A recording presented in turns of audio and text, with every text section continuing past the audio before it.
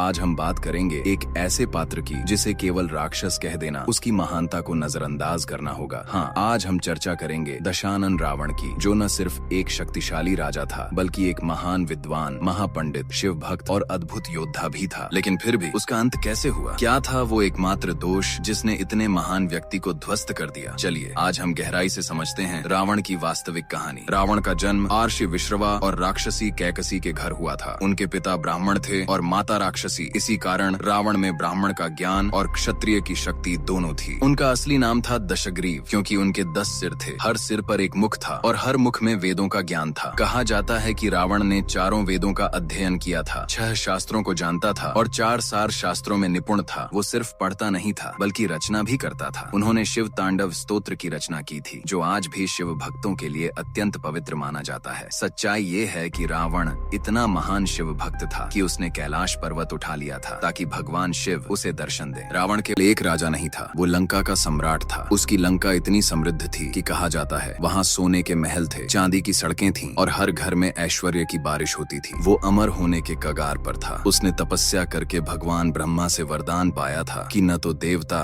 न असुर, न गंधर्व, न यक्ष, न सर्प, कोई भी उसे नहीं मार सकता। केवल मनुष्य ही उसे मार सकता था। और रावण ने मनुष्यों को कभी खतरनाक नहीं समझा। उसके पास ब्रह्मास्त्र, पाशुपतास्त्र, अग्निअस्त्र जैसे सभी दिव्य अस्त्र थे। वो विमान विज्ञान में भी निपुण था। पुष्पक विमान उसी की रचना थी, जिसे बाद में भगवान राम ने इस्तेमाल किया। रावण एक महान चिकित्सक भी था। आयुर्वेद के कई ग्रंथों में उसके योगदान का उल्लेख मिलता है। वो संगीत का झाता था, वीणा बजाता था और उसकी वीणा का नाम था रावणहत्था। हम अक्सर रावण को सिर्फ एक अहंकारी राक्षस समझते हैं, लेकिन क्या आप जानते हैं कि रावण अपने राज्य का इतना ध्यान रखता था कि लंका में कभी भूखा नहीं सोता था। वो अपने भाइयों और परिवार के प्रति अत्यंत समर्पित था। जब उसका भाई कुंभकर्ण मारा गया तो रावण ने रोते हुए कहा था, मेरा आधा शरीर चला गया। वो अपनी पत्नी मंदोदरी के प्रति इतना सम्मान करता था कि उसकी हर सलाह मानता था। जब सीता जी का अपहरण हुआ तो मंदोदरी ने कहा था, इस काम से तुम्हारा विनाश होगा, लेकिन रावण ने सुना नहीं। दोस्तों, रावण में कोई कमी नहीं थी, न ज्ञान में, न शक्ति में, न भक्ति में, लेकिन एक चीज उसके भीतर इतनी गहराई तक घुस चुकी थी कि वो उसे दिखाई नहीं दे रही थी। वो था अहंकार। उसका अहंकार इतना बढ़ गया कि वो सोचने लगा, मैं सबसे श्रेष्ठ हूँ, मुझे कोई नहीं हरा सकता। जब भगवान शिव ने उसे रोका तो उसने कैलाश उठाने की कोशिश की। जब ब्रह्मा ने वरदान दिया तो उसने मनुष्य को नजरअंदाज कर दिया। और जब सीता जी का अपहरण किया तो उसने नैतिकता,